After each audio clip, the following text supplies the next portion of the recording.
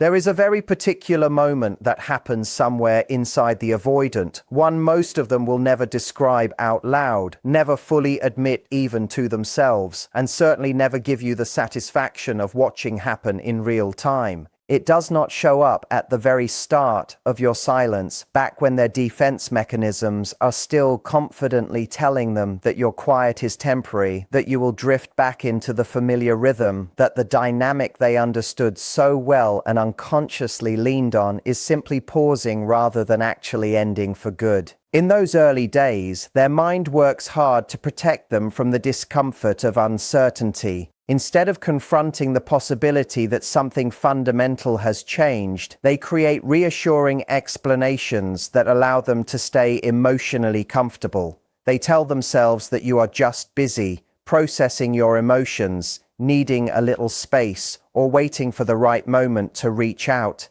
Every passing day is interpreted through the lens of hope rather than reality. This response is not necessarily a calculated decision, it is often automatic. The brain prefers familiar patterns because familiar patterns feel safe, even when those patterns have been unhealthy or emotionally confusing. If the relationship has gone through periods of distance before, they naturally expect this silence to follow the same script. They assume that sooner or later, everything will return to normal without requiring them to change anything about themselves or confront difficult emotions they have been avoiding. For someone who relies heavily on emotional distance as a coping mechanism, this stage can feel surprisingly calm. They may appear unaffected, continue with their routines, socialize, work, laugh, and even convince themselves that they are handling the situation remarkably well. On the surface, there is little indication that your absence is having any meaningful effect. Internally, however, they are not processing the loss, they are postponing it. Their emotional system has not yet accepted that your silence might represent something permanent rather than something temporary. That is why the earliest phase of silence can be misleading. If you were watching from the outside, you might conclude that they never cared or that moving on was effortless for them. In reality, they are often responding exactly as their psychological defenses were designed to respond. Acceptance is delayed because acknowledging the truth would force them to face emotions they have spent years learning to avoid. Their mind protects them by creating the comforting illusion that nothing essential has changed. As long as that illusion remains intact, there is little urgency to reflect, to question their own behavior, or to recognize what they may be losing. The familiar emotional blueprint still feels available to them, even if it no longer exists in reality. They continue believing that the connection is waiting quietly in the background, ready to resume whenever the timing feels right. The real shift begins only when the silence lasts longer than their expectations can comfortably explain. As each day passes without the familiar reassurance they unconsciously counted on, the stories they told themselves become harder to believe. The comforting certainty starts to crack. Small moments of doubt begin appearing where confidence once existed. It is only then that the emotional impact starts moving beyond their defenses, allowing reality to slowly reach the parts of them that had been protected all along. It arrives later, once the silence keeps stretching on, once the reaching out does not resume, once the reality genuinely sinks in that you have completely chosen yourself over the exhausting work of chasing someone who kept quietly moving the goalposts every time you got close. When that realization finally lands with its full weight, something inside the avoidant shifts, and what shifts is one of the most psychologically tangled experiences their entire attachment system knows how to produce. It is not clean, it is not simple, it is nothing close to the tidy emotional response of someone processing a straightforward loss. It is a collision, layered and contradictory and deeply uncomfortable, a clash between their ego, their shame, their longing, their pride, and an emotional system that was never prepared for any of this. And sitting right in the middle of that collision is something they are almost incapable of sitting with comfortably. The quiet recognition that you humbled them without even trying to, without meaning to at all, simply by valuing yourself enough to finally stop. Most people never get to see this part. From the outside, an avoidant person going through this looks composed, maybe even a little colder than usual, a little more absorbed in their own routines, a little quicker to redirect the conversation whenever your name comes up. What almost nobody sees, because it happens in rooms you are no longer standing in, is the internal reckoning that composure is quietly built on top of. That is the part I want to unpack with you today, not to gossip about what they are feeling, and not to give you a reason to hold your breath waiting for them to come back, but because understanding what is genuinely happening on the other side of your silence changes the way you carry that silence yourself. It stops feeling like an open question and starts feeling like a closed, settled fact you no longer need anyone else's reaction to validate. I want to walk you through that experience today, take you all the way inside it, because I genuinely believe you deserve to understand exactly what your silence has set into motion on the other side of the distance between you. And I think understanding it will hand you something even more valuable than satisfaction, although I am not going to pretend that a fair amount of satisfaction is not completely warranted here too. It is going to give you real clarity about what actually happened, about what is unfolding right now on their end, and about who you have become through the process of arriving at that silence in the first place. Let me begin with the embarrassment, because I think it is the emotion that gets the least attention whenever people talk about avoidant psychology, even though it is one of the biggest forces driving their behavior in the aftermath of your silence. The avoidant spent a long time constructing a very specific relational identity for themselves. I have touched on this before, but I want to go deeper into it today because the depth really matters if you want to understand where all this embarrassment is actually coming from. That avoidant identity inside a relationship gets built around a private, rarely examined, but deeply held belief that they are the one who could take it or leave it, the one for whom the relationship functions as a choice rather than a genuine need. The one who leans in when they feel like leaning in, pulls back the moment closeness starts feeling uncomfortable, and maintains, all the way through, a baseline posture of being less affected, less dependent, less vulnerable than the person sitting across from them. This belief was never spoken out loud. It never needed to be. It came through in the texture of every single interaction, in the withdrawal that happened without any explanation attached, in the warmth that got offered and then quietly pulled back, in the unspoken message that their availability was some kind of gift they alone got to decide whether to give or withhold. And for as long as you kept reaching, for as long as your need for connection stayed more visible than theirs, that belief held together perfectly. The identity stayed intact. The avoidant could look at the whole dynamic and find confirmation of their own story everywhere they turned. Then your silence quietly took the entire thing apart, not with an argument, not with an ultimatum, not with the kind of confrontation that would have handed the avoidant an opening to run their well-rehearsed routines of deflection and detachment, just with silence, with the simple, clean withdrawal of your energy from a dynamic that was never actually honoring you in the first place. And suddenly their whole narrative has nothing left to stand on. Suddenly, the person who was supposedly the more affected one in this equation is the one who stopped reaching out first. Suddenly, the avoidant, who built their entire relational identity around being the less needy party, finds themselves sitting with an uncomfortable, undeniable, faintly humiliating awareness of absence that feels an awful lot like need. That right there is the embarrassment. That private, hot, deeply unwelcome recognition that the story they had been telling themselves about the two of you was simply not accurate.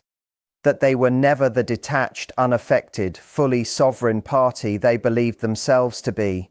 That they needed you, and honestly may still need you, in ways their entire identity never budgeted for or planned around. And the embarrassment only gets worse. considerably worse, because of one simple fact: you never made a scene out of any of it. You did not force a confrontation that would have given that embarrassment somewhere external to go, some outside target it could redirect itself toward. Instead of sitting there festering internally, you simply left, quietly, completely, carrying a kind of dignity that reflected far more self-possession than anything they ever managed to demonstrate throughout the entire relationship. Being out dignified by the very person you hurt is not a small thing to sit with inside avoidant psychology. It lingers there, it burns quietly, and it absolutely refuses to be filed away and forgotten easily. There is another layer to this embarrassment worth naming, one that rarely gets talked about openly. The avoidant is often someone who has spent years, sometimes their whole life, quietly priding themselves on being the calm one, the together one, the one who does not fall apart the way other people seem to. Your silence does not just threaten the story about this particular relationship, it quietly threatens that much older, much more foundational story about who they are as a person. If they can be this rattled by someone simply choosing themselves, then maybe the composure was never as solid as they believed. Maybe it was always more fragile, more contingent on other people staying small and available than they were ever willing to admit. That is a far more uncomfortable realization than losing one relationship, and it is one reason the embarrassment tends to outlast the initial sting far longer than anyone watching from the outside would expect. Now let's talk about the anger, because it is real, and I think it is important you understand exactly where it comes from, so you do not accidentally interpret it as some kind of proof that your silence was somehow wrong or unwarranted.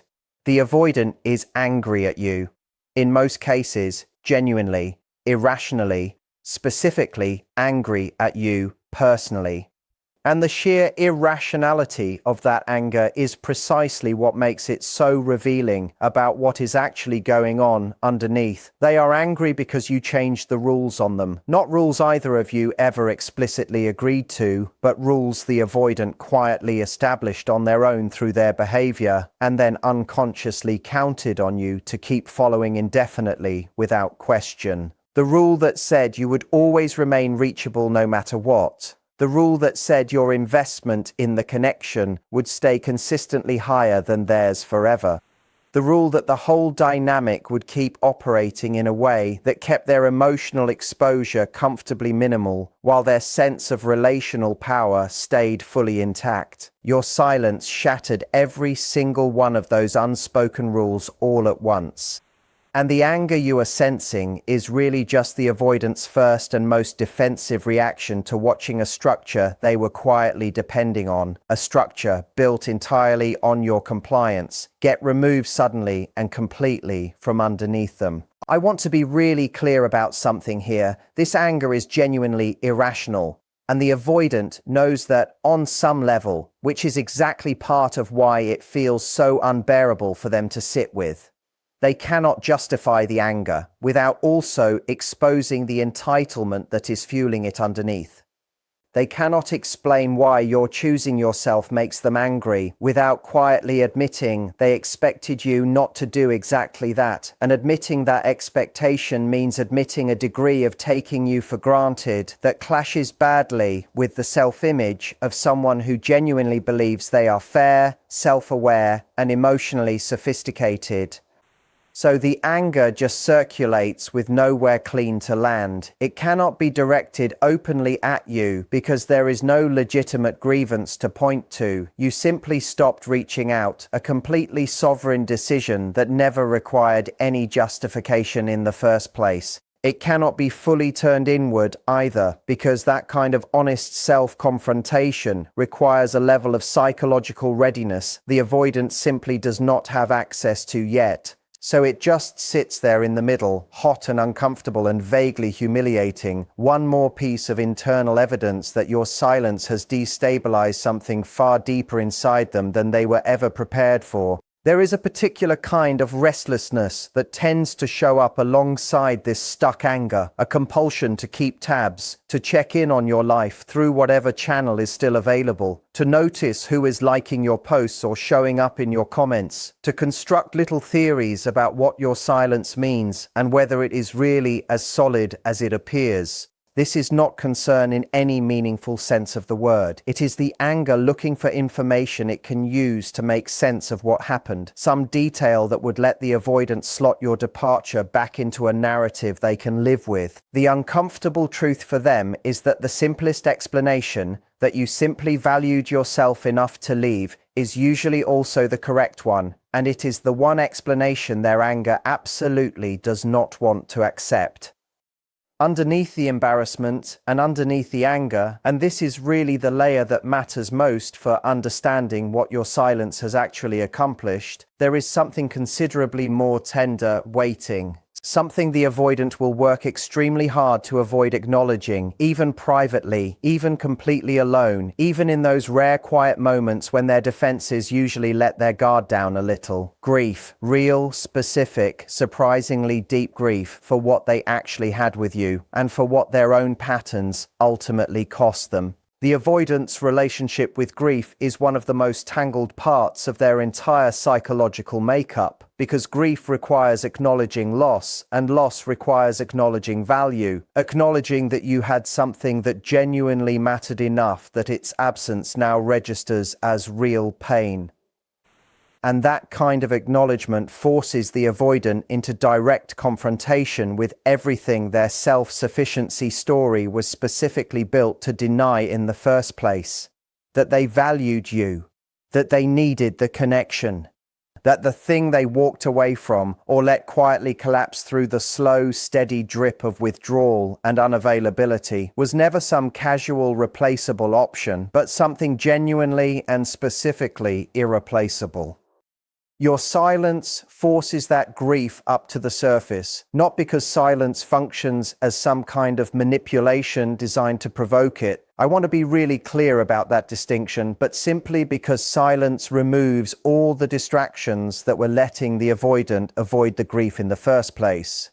As long as you kept reaching out, the avoidant could stay focused on managing the dynamic, on calibrating exactly how much distance to maintain at any given moment, on that low-level but constant background activity of monitoring your emotional state and positioning themselves accordingly in relation to it. Your silence ends all of that activity completely. Suddenly there is nothing left to manage, nothing left to calibrate, nothing left to monitor. There is only the absence sitting where you used to be. And inside that absence, with nothing left to do and nothing left to manage, the grief finally finds its way to the surface on its own. What makes this particular grief so hard for the avoidant to sit with is that it arrives without an obvious place to put it. They cannot fully explain it to friends without revealing far more vulnerability than they are used to showing anyone. They cannot easily bring it to you because the very silence that triggered it is the same silence that makes reaching out feel impossible, both practically and in terms of pride. So it tends to move sideways instead into restlessness, into a low simmering dissatisfaction with things that used to feel perfectly fine, into a kind of quiet irritability that people around them notice without ever quite understanding the source of it. Grief that has nowhere sanctioned to go does not disappear, it just changes shape and starts leaking into everything else.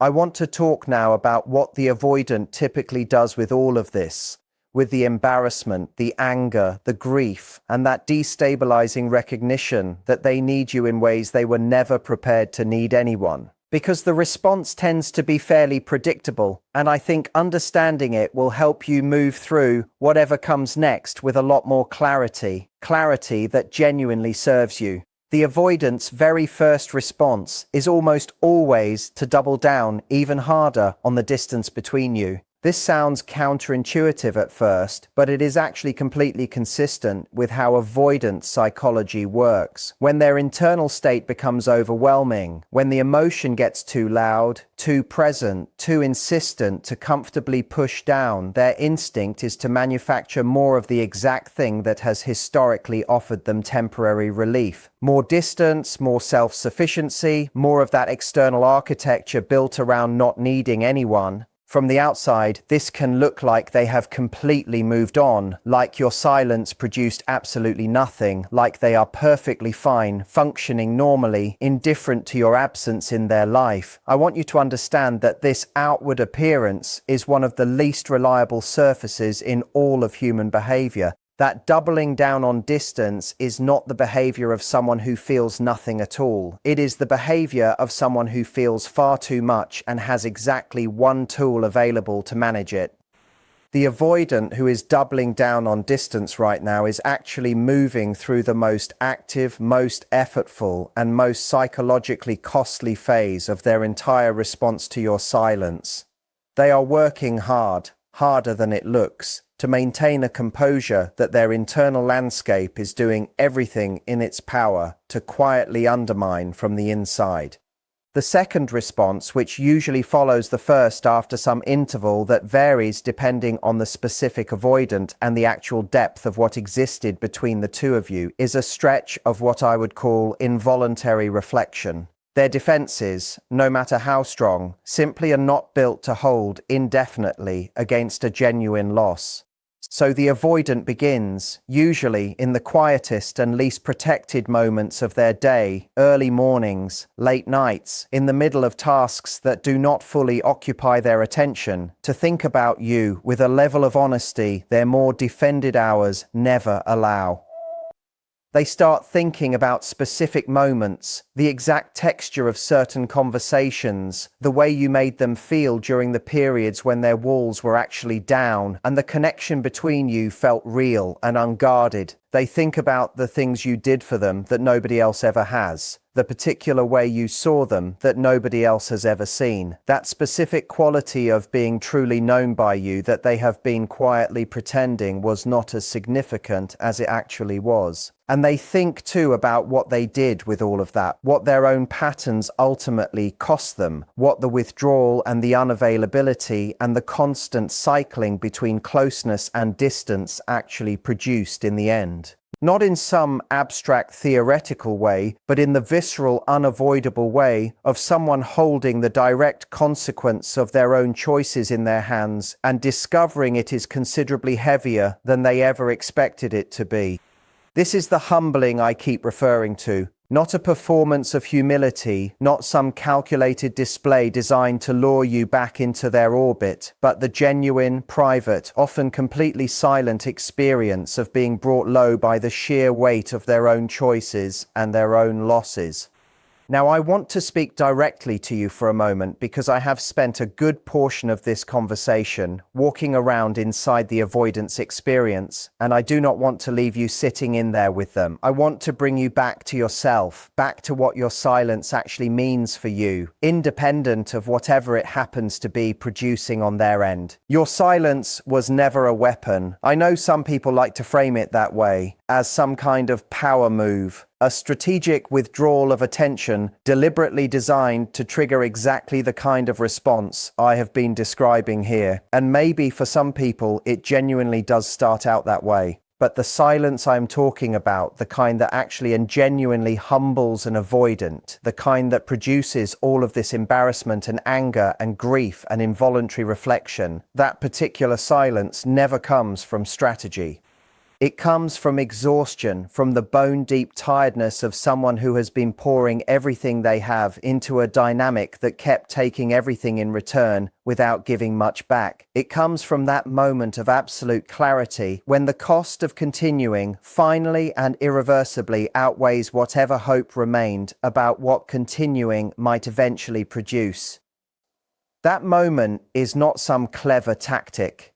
It is a genuine turning point. It is the exact moment you stopped organizing your entire life around their unavailability and started organizing it around your own worth instead. And what your silence communicates to them, to the world, and most importantly to yourself is something no argument, no ultimatum, and no confrontation could ever have communicated with the same force or the same weight. It says that you know your own value, not as some abstract concept, not as an affirmation you have to repeat over and over until you eventually believe it, but as a lived, embodied, completely non-negotiable reality, one you are no longer willing to compromise just for the comfort of someone who was never willing to meet you fully in return. The avoidant is embarrassed and angry and quietly, privately humbled by your silence. And somewhere underneath all of that, tucked away in the most honest and unguarded corner of their inner world, they are also doing something I think might genuinely surprise you. They are respecting you more than they have respected anyone in a very long time, possibly more than they even knew they were capable of respecting someone inside a romantic connection, because the avoidant respects self-possession above almost every other quality a person can have.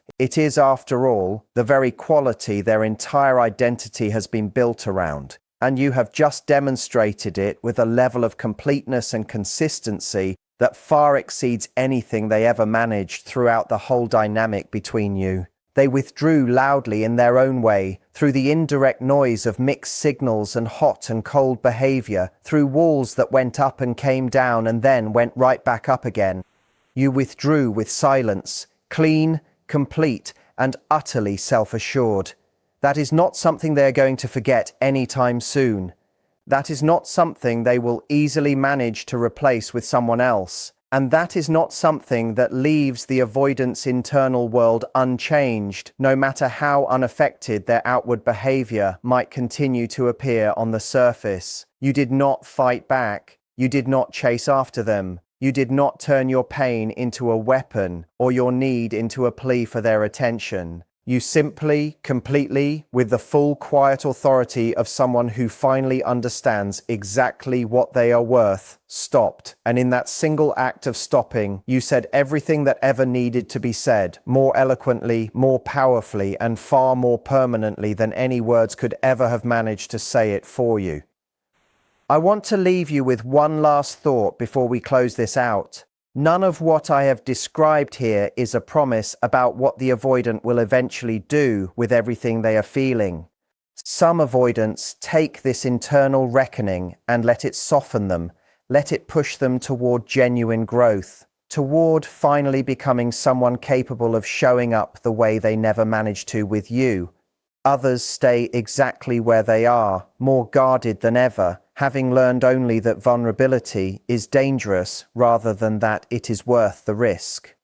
You cannot control which path they take, and honestly, it is no longer your job to. Your silence was never about engineering a particular outcome in them. It was about refusing to keep shrinking yourself down to fit inside a dynamic that had stopped serving you a long time ago. Whatever they do with their reckoning belongs to them now. What you do with your own clarity, your own worth, and your own future belongs entirely to you.